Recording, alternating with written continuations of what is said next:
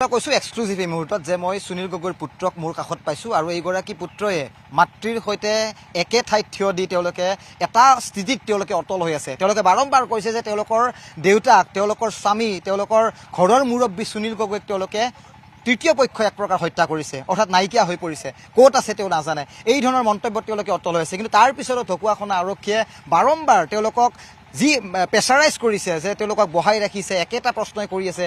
কি গোটেই সৌৰভ ঘটনাটো কি হৈছে? থানাত গৈ আছা, তোমালোক আহি আছা?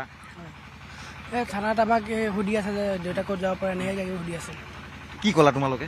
আমি সেই একেটোৱে কৈছোঁ, আমি নাজানো দেউতাক যিয়ে জাহাংগীৰক হত্যা কৰিছে তেওঁলোকে দেউতাক লৈ গৈছে, সেইটো কৈছোঁ আমি। কি কয় পুলিচে তাৰপিছত? পুলিচে তাৰপিছতহে মানে একেটোকে আমাক সুধি আছে আৰু পুলিচে আৰু একো নকয়। কোনোবা ছিনিয়ৰ পুলিচ আহিছিল?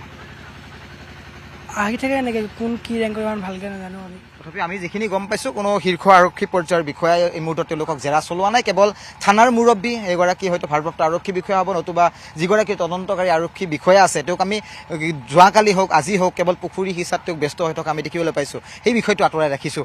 মা এতিয়া থানাত আছে, কি কয়? তেওঁক ৰাখি থ'ব নে আহিব দিব? আহিব দিব চাগে, সঠিককৈ আহিব দিব। কৈছে কিবা কৈছে? আহিব দিম বুলিয়ে কৈছিলে। খুব অসুস্থ যেন লাগিছে তোমাৰ মাক। যোৱাকালি আমি দেখিছিলোঁ মেডিকেলত, খুব যিখন মুখমণ্ডল দেখি আমি অনুমান কৰিছোঁ বেমাৰ যেন এটা অনুভৱ হয়। কি হৈছে মাৰ? খুব অসুস্থ নেকি? অলপ দুৰ্বল হৈছে, যিহেতু মানে তাত গোটেই দিনডাল থাকিবলগীয়া হৈছে, দিনটো অলপ দুৰ্বল হৈছে। তোমাৰ দেউতাৰ কথা, সুনীল গগৈৰ যিটো কোৱা হৈছে মূল অভিযুক্ত সজাই দিয়া হৈছে এই মুহূৰ্তত, পলাই থকাৰ বুলি কৈছে। কি ভাবা দেউতা এতিয়া ক'ত আছে? আমিতো এটা কওঁ, দেউতা পলাই থকা নাই।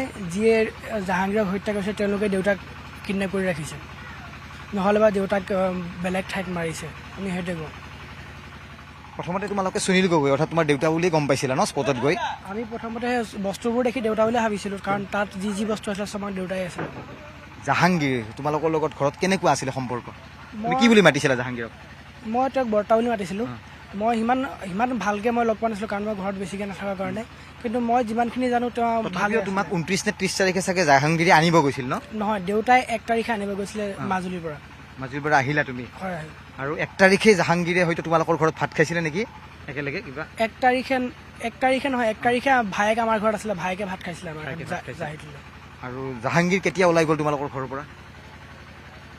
সেইটো মই নাজানিম, মই ঘৰত নাছিলোঁ সেইটো সময়ত। মই 1 তাৰিখে পাইছিলোঁহে ঘৰ। কেনেদৰে পাইছিলা জাহাংগীৰক? তোমাৰ বৰ্তা বুলি যিটো ক'লা আৰু। মানে মই ইভাগে বৰ্তা বুলিও মাতিছিলোঁ, কিন্তু মানে তেওঁ ভালেই আছিলে আমাৰ লগত। দেউতাৰ লগত সম্পৰ্ক কেনে আছিল? দেউতাৰ লগতো ভালেই আছিলে, মই যিমানখিনি জানো মানে ভাল আছিলে। এতিয়া পুলিচে কৈ আছে গোটেই তোমালোকে কিবা জানা, দেউতা ক'ত আছে, যি কথাই সুধি আছে, মাকো সুধিছে, তোমাকো সুধিছে। কি ক'বা পুলিচক এই মুহূৰ্তত? যদি গোটেই বিষয়টো হয়তো শিৱ আৰক্ষী বিষয়া এই মুহূৰ্তত চাই আছে, তেওঁক জেৰা চলাইছে, আমি জেৰা চলাবলগীয়া আমি কোনো সাংবাদিকৰ ধৰ্মত আমি ৰখা নাই সেই বিষয়টো, কিন্তু ক'ব বিচাৰিছোঁ যে কি সুধি আছে ইমান? এটা কথাই কৈ আছা, দেউতা মাৰি পেলাইছে তৃতীয় পক্ষই। কোন সেই তৃতীয় পক্ষ? কিবা সন্দেহ কৰা নেকি? কোন বা? জয়ন্ত গোস্বামী আণ্ডাৰ আমি তেওঁলোকে সন্দেহ কৰি আছোঁ এতিয়ালৈকে। মানে জয়ন্ত গোস্বামী? জয়ন্ত গোস্বামী কোন এই জয়ন্ত গোস্বামী? Executive engineer. তেওঁৰ লগত দেউতাৰ কিবা কাজিয়া হৈছিল নেকি? তেওঁক জয়ন্ত গোস্বামীক দেউতাই ধৰাইছিলে।